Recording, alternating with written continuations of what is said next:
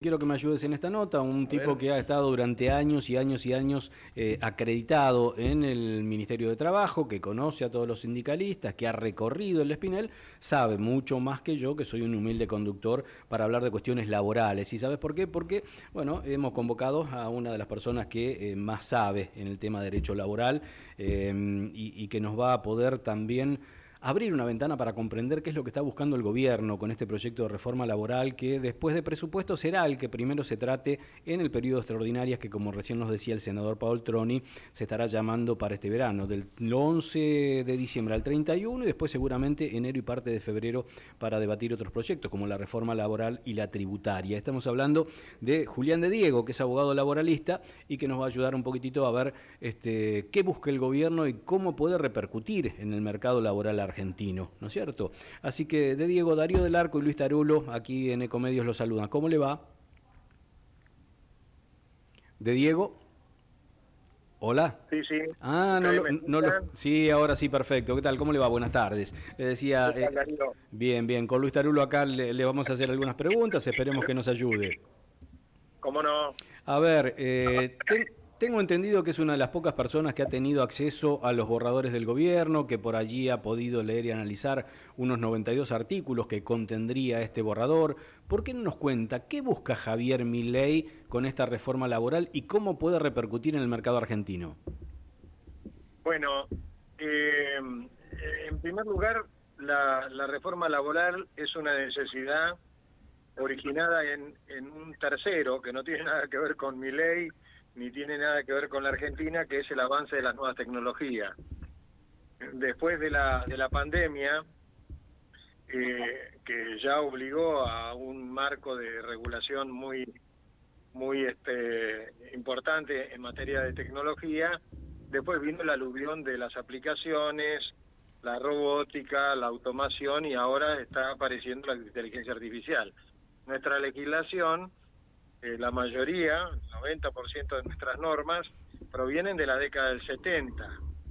Y en la década del 70 se hicieron estas normas en base a las normas legales de la posguerra. Entonces, en aquel momento no solamente no existía el celular, escribíamos en máquina mecánica, en fin, era otro mundo en lo que era la realidad cotidiana y era muy importante el trabajo manual y el trabajo, digamos, hecho en línea de producción sistemática, pero todo basado en la intervención del ser humano. Ahora, toda nuestra legislación es anacrónica, se corresponde con una época que ya desapareció, y entonces la primera prioridad es modernizarla.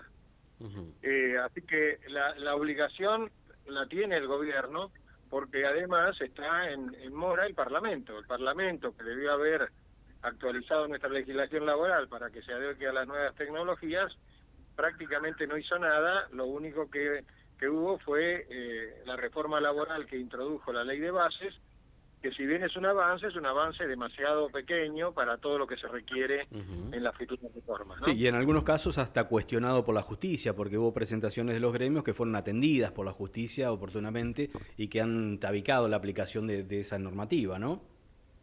Sí, o la han complicado, porque uno de los problemas que hay también es que la justicia laboral no se adecua a los tiempos. La justicia Uh-huh. laboral está Claro. arraigada en los viejos principios, en los viejos conceptos, que por la otra parte lo tiene que hacer porque son las normas que están vigentes. Y bueno, también la modernización tiene que ver con disminuir la conflictividad judicial. Uh-huh. Nosotros tenemos un sistema de división de poderes y por lo tanto el Poder Ejecutivo controla, el Parlamento dicta las leyes y la Claro. justicia Uh-huh.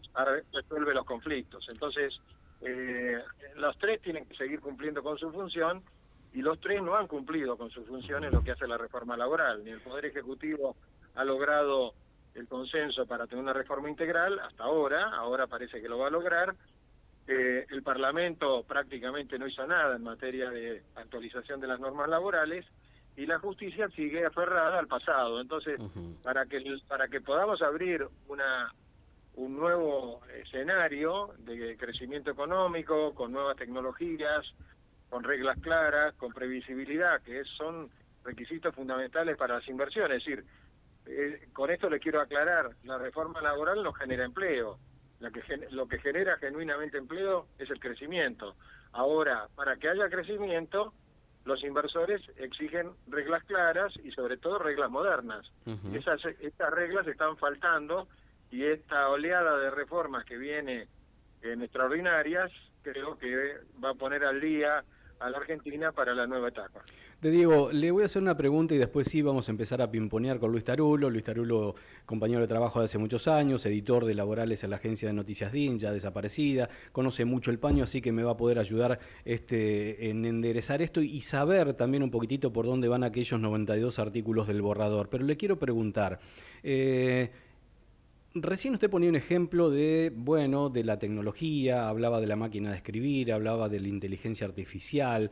Yo lo que le quiero preguntar es, ¿se puede hacer una reforma laboral sin una reforma sindical? Y le explico por qué esto. Porque en parte de la dirigencia sindical argentina todavía, y vamos a jugar con la metáfora, anida aquella máquina de escribir. Todavía en gran parte de la dirigencia argentina sindical anida los pensamientos del 70. Entonces, ¿es posible una cosa sin la otra? Mire, es muy buena la pregunta. Yo creo que la mayoría de los líderes sindicales, sobre todo los sindicatos más importantes, están completamente de acuerdo con que la legislación hay que modernizarla. Y le digo por qué. Porque ya ellos la están modernizando. Hay modernizaciones que se están produciendo de hecho. Fíjese, la asociación bancaria. Yo no tengo ninguna duda de que la asociación bancaria, Sergio Palazzo a la cabeza, que además es diputado nacional, está con mucha prevención respecto a la reforma laboral. Pero dentro de la asociación bancaria se han hecho modificaciones extraordinarias. Fíjese todo lo que es el home banking, todo lo que ha sido la transformación de las sucursales bancarias en sucursales virtuales, el teletrabajo, el home office, la cantidad de gente que ha dejado de tener un lugar físico donde trabajar y trabaja desde su casa. Toda esa transformación en el sindicato bancario ya se produjo. Entonces, no estamos hablando de fenómenos que todavía no están ocurriendo. Estamos hablando de fenómenos que ya nos están envolviendo. Entonces, los sindicatos que se opongan, yo estuve escuchando algunos disparates de ATE, por ejemplo. Esos sindicatos, están perdidos. ¿Por qué? Porque el Estado también se está racionalizando, se está informatizando. El Estado está reemplazando las falencias que generan los sindicatos por la inteligencia artificial. Y esa sustitución es muy dañina porque termina con puestos de trabajo de seres humanos. Entonces, si el sindicalismo quiere acoplarse al futuro del empleo en las nuevas tecnologías, tiene que cambiar. El 90% de los dirigentes líderes ya están haciendo cambios. Fíjese la industria del petróleo con vaca muerta, fíjese toda la actividad gasífera, la energía convencional y no convencional. Fíjese todo lo que está ocurriendo con la informatización del sistema de consumo. La gente no va al supermercado, pide por internet los pedidos, la cantidad de actividades que tienen hoy delivery, la aparición de Uber, Cabify y todas estas marcas que tienen que ver con el transporte terrestre que están terminando con los taxis. Es decir, las transformaciones son de una velocidad tan grande que lo que ha producido es que los tres poderes del Estado estén desenfocados, ¿no? Entonces, los cambios son urgentes, urgentes. Doctor, Luis Tarulo lo saluda, muy buenas tardes. A propósito, yo lo he leído desde hace muchos años en El Cronista, muy interesantes sus artículos siempre, y acá usted ha mencionado, ha abierto varias ventanas, ¿no? Que no las vamos a poder completar el análisis en un programa en pocos minutos, pero por lo menos vamos a poder abordarlos. Y es muy cierto el problema institucional que tiene también la Argentina, ¿no? Cuando usted menciona la justicia, también con sus falencias, pero también ha tenido que abordar papeles o roles de, ¿cómo decirle?, de ejecución ejecución del Poder Ejecutivo, no solo el control de la constitucionalidad, sino también de Ejecutivo y Legislativo, tapar esos baches que no han cubierto los otros poderes, y también lo llevo a usted en la memoria al año 1991-92, con aquella Ley Nacional de Empleo que vino a tratar de establecer una legislación de avanzada en materia laboral, que tampoco se aplicó mucho en la Argentina. ¿Se acuerda? Con el trabajo parcial, el trabajo a tiempo parcial, el empleo juvenil, etcétera. Y en definitiva después vinieron un montón de parches, y eso se podría haber salvado si se hubiera aplicado esa normativa. Y también me viene a la memoria, y lo dejo hablar a usted, a ver, para que pensemos juntos, el tema que este gobierno ha dado en mencionar, otra pata responsable de todo esto, los empresarios, ¿no? Porque Darío le nombraba a los sindicalistas, pero también son responsables algunos empresarios argentinos, a los cuales no les convenía mover el statu quo, ¿no? Estamos en un paquete muy grande de responsabilidades en la Argentina que nos llevaron a esta situación. No tengo ninguna duda de que todo el análisis que usted hizo yo lo puedo compartir, a lo mejor con alguna salvedad, pero lo que le quiero significar es que en línea con este análisis que usted hizo, que considero correctísimo, las leyes son un modelo, y después de ese modelo, una vez que se instala en la realidad, hay que ver cuál es el resultado. El resultado de la ley de empleo fue al comienzo muy positivo, porque la ley de empleo de 1991, época del ministro Rodolfo Díaz, segundo ministro de Trabajo del presidente Menem, porque el primero fue Triaca. No, y después fue Enrique Rodríguez, ¿se acuerda? Enrique Rodríguez, y Triaca y Díaz, y Cavallo, que era el superministro de Economía. Exacto.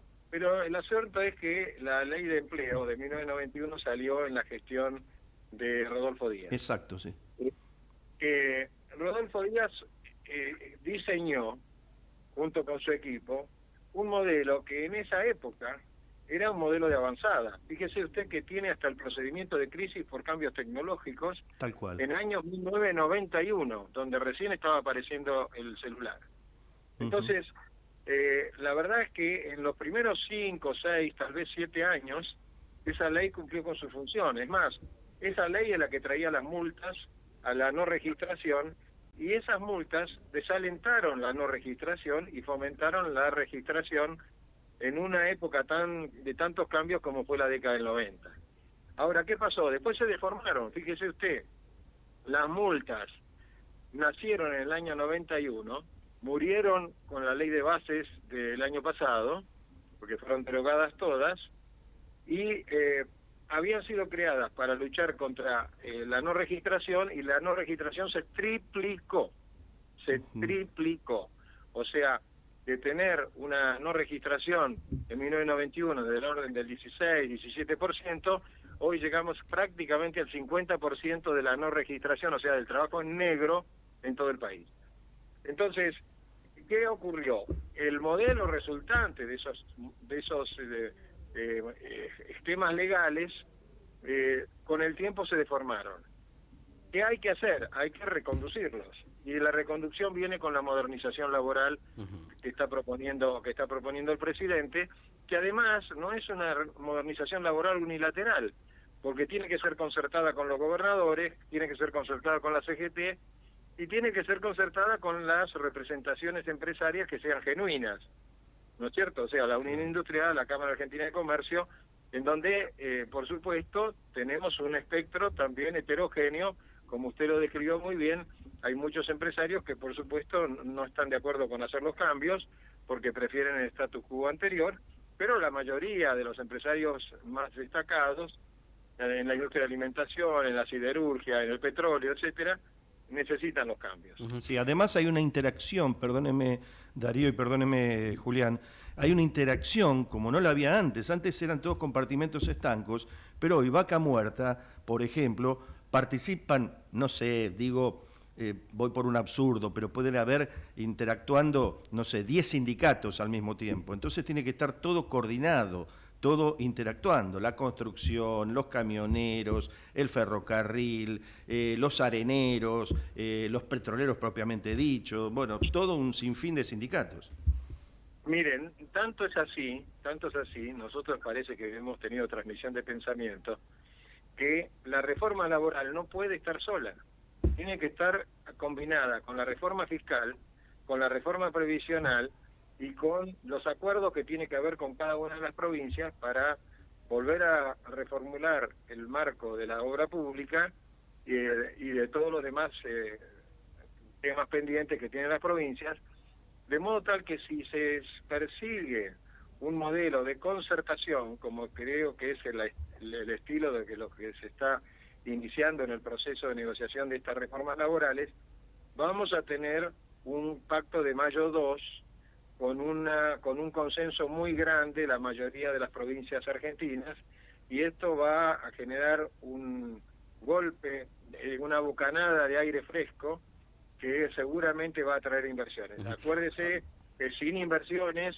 no hay empleo genuino, claro. No hay generación de trabajo, no hay futuro para las generaciones que están hoy sufriendo las consecuencias a veces de la marginación o de la recesión. Si queremos que los beneficios lleguen a todos, tiene que haber empleo de calidad, genuino para todos. Y ahora, doctor, ¿usted ve posible la reforma previsional en esta etapa? Porque ¿cómo hacer una reforma previsional teniendo un 50% de trabajo informal? ¿Cómo se sustentaría un esquema de jubilaciones cuando, bueno, por cada, qué sé yo, por decir un número, no lo tengo en la cabeza, pero por cada 7 que cobran, 3 trabajan? Bueno, le cuento, en los borradores de la reforma laboral hay un capítulo enorme, importante, vinculado con el blanqueo. Y le digo que cuál es mi teoría, que es un tema que está todavía en debate dentro de la reforma laboral, dentro del Ministerio de Capital Humano, dentro de la cartera laboral y dentro de la cartera de Federico Sturzenegger, que son los 3 equipos que están trabajando en la reforma laboral. Hay un debate, pero yo les digo cuál es mi posición. Mi posición es que el ingreso de una empresa que estaba no registrada o en negro y de sus trabajadores en negro a la registración tiene que tener costo cero. Costo cero. Si uno le paga a un trabajador que está en negro 1.000.000 de pesos, al empleador le cuesta 1.000.000 de pesos y el trabajador cobra 1.000.000 de pesos, porque está en negro, porque no tiene que pagar ningún impuesto, porque no tiene que pagar ninguna carga social. Pero si usted aplica la legislación vigente hoy, sin la reforma que se está programando, y tiene un trabajador que gana 1.000.000 de pesos bruto, cobra 750.000 por las retenciones y al empleador le cuesta casi 2 millones. O sea que el trabajador cobra 1/3 del costo laboral. Tenemos el costo laboral más alto de Latinoamérica, que triplica el costo laboral de Chile, duplica el costo laboral de Colombia y de Brasil. El costo laboral es 5 veces más alto que el costo laboral de Panamá. O sea, nosotros tenemos que reformular los impuestos al trabajo porque están mal configurados. Y está mal configurado, el primero que está mal configurado es el impuesto a las ganancias, que le implica ganancias a trabajadores que cobran sueldos que apenas llegan a cubrir la canasta familiar, y eso es un disparate. Doctor, y parece que esta armonización es fundamental, como usted dijo, que haya que armonizar 10 sindicatos, por ejemplo en Vaca Muerta, que no tenga duda que por lo menos son 10. Sí. También hay que armonizar las distintas ramas del derecho. ¿Por qué? Porque si uno quiere poner el fondo de cese para que el despido tenga la seguridad, cualquier trabajador, de que el día que se queda sin trabajo, el fondo de cese le va a pagar la indemnización. Hoy, si un trabajador está en una pyme y la pyme cierra, el 90% de los trabajadores no cobra, porque la pyme no tiene espaldas para cubrir las indemnizaciones. Entonces, fíjese lo que se está pensando con el fondo de cese. Bajar un impuesto para que el fondo de cese se pueda tener los ingresos para generar el fondo para pagar las indemnizaciones. Eso es muy bueno. A propósito de indemnizaciones y de este paquete de reformas, ¿entran en este paquete, valga la redundancia, la consideración de los estatutos especiales, por ejemplo, de determinada actividad que de entrada en el cálculo de indemnizaciones, por ejemplo, se calcula 10 sueldos de base, o 5, o los que sea, o X, y después a partir de ahí ese famoso sueldo por año de trabajo. Mire, le pongo en blanco y negro qué es lo que yo vi en los borradores. Se mantiene la indemnización por despido de la Ley de Contrato de Trabajo, artículo 245, sí, que significa un mes de sueldo por año de antigüedad o fracción mayor de 3 meses, y se toma la mejor remuneración mensual para hacer la cuenta. Por lo tanto, ahí no hay cambios. Lo que pasa es que los estatutos especiales, como usted dice bien, por ejemplo, el estatuto del periodista tiene 6 meses de preaviso. Exacto. Bueno, yo no he visto ninguna norma que derogue el estatuto del periodista, pero yo estoy seguro que va a haber alguna disposición que diga que los estatutos especiales van a tener un plazo de vigencia y después van a caducar, Claro. y que esos artículos especiales se negocian en la paritaria. ¿Por qué? Porque lo mejor que puede ocurrir para que una cuestión como es la de los estatutos especiales se resuelva bien es que lo resuelvan las partes, o sea, la representación sindical y la representación empresaria. Y ya está previsto en el borrador que los convenios colectivos van a resolver gran parte de los problemas que están generando las divergencias que hay con los estatutos especiales, empezando por el estatuto del viajante.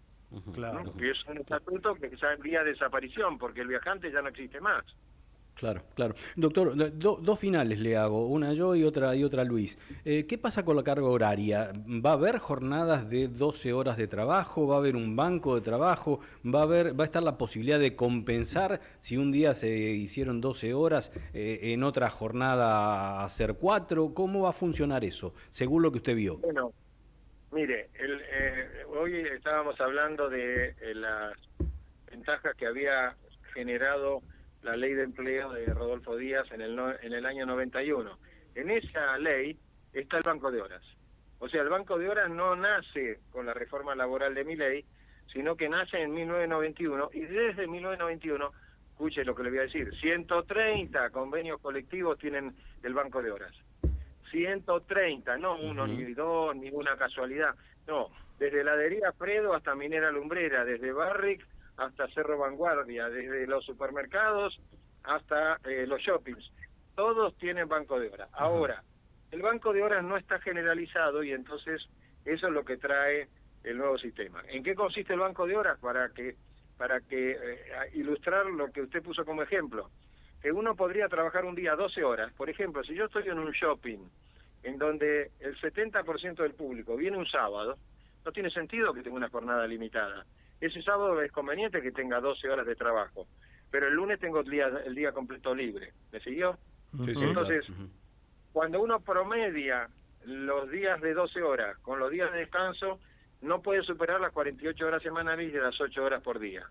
Este es el sistema de banco de horas, o lo que se llama también la jornada promedio. Fíjese, en Barrick se trabajan 14 días, 12 horas, sin parar, y se descansan 10 días. Ahora usted me dice, bueno, ¿por qué esa barbaridad? Y es muy sencillo, porque la persona está en la mina a 400 kilómetros de su hogar. Claro. Entonces, ¿qué sentido tiene descansar el fin de semana si no puede ver a su familia? Entonces trabaja 14 días seguidos, 12 horas, y después tiene 10 días de descanso completos en su casa. Cuando uno promedia 14 por 12 por 10, es menos que 48 horas semanales y menos de 8 horas por día. Claro. Ajá.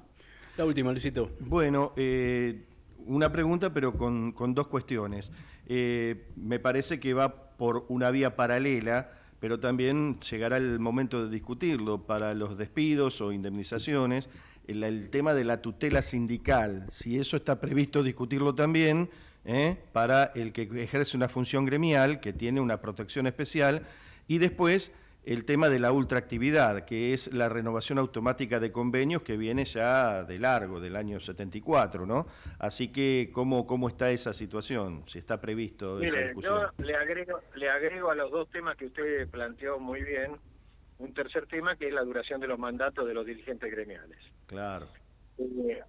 Todos esos temas yo no los he visto en los borradores, pero sé que son parte del debate interno que hay dentro de la comisión laboral que está dedicada al texto final, de la que habló Patricia Bullrich y ayer habló el ministro Federico Sturzenegger, sé que esos temas están en debates, que haya límites a los mandatos de los dirigentes sindicales, por ejemplo, 2 mandatos seguidos o 3 alternados, que haya límites a la ultraactividad, es decir, que la ultraactividad no desaparece, pero que haya restricciones en el uso de la cuota sindical y la cuota solidaria, no desaparecen, pero que haya límites y donde participe bien claramente la voluntad del trabajador. Y en el tema de la tutela sindical, mire, le voy a contar una anécdota chiquita. Cuando la ley de asociaciones sindicales se aprobó, era el peor momento del gobierno de Alfonsín.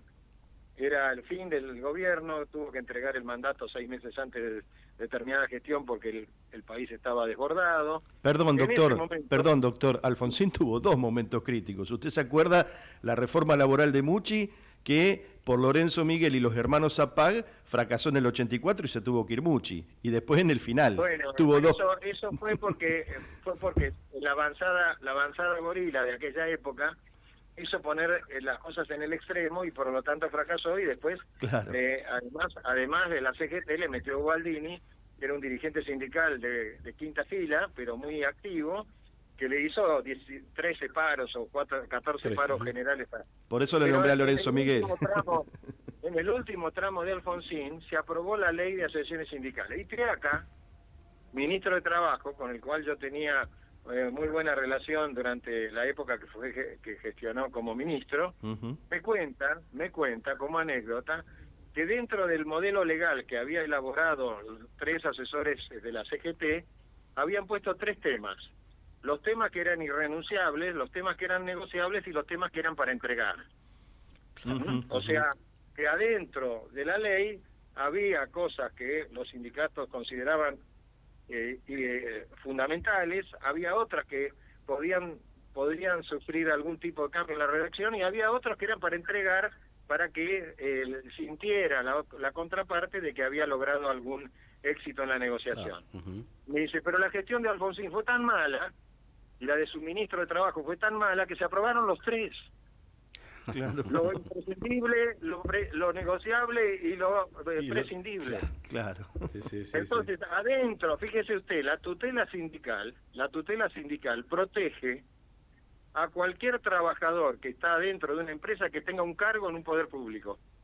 ¿Qué tiene que ver un cargo de un poder público con la tutela sindical? Claro. Pero han habido muchos casos, sobre todo en los canales de televisión, son los casos más conocidos, en donde una persona que era consejero vecinal ad honorem se amparó en este artículo de la ley de asociaciones sindicales, que por supuesto estaba previsto para sacarlo, y no lo pudieron despedir porque tenía tutela sindical teniendo cargo de consejero vecinal ad honorem.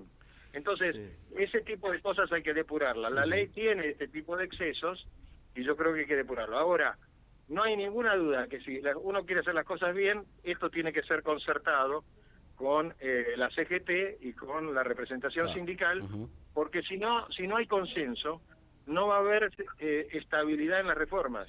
Y las reformas tienen que ser estables para fijar claras reglas de juego para los futuros inversores.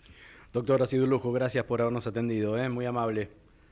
No, ha sido un lujo para mí haber recibido de ustedes las preguntas con la calidad y con la profundidad con la que hicieron, así que les agradezco mucho. Muchas gracias, que siga muy bien. Julián de Diego, abogado laboralista.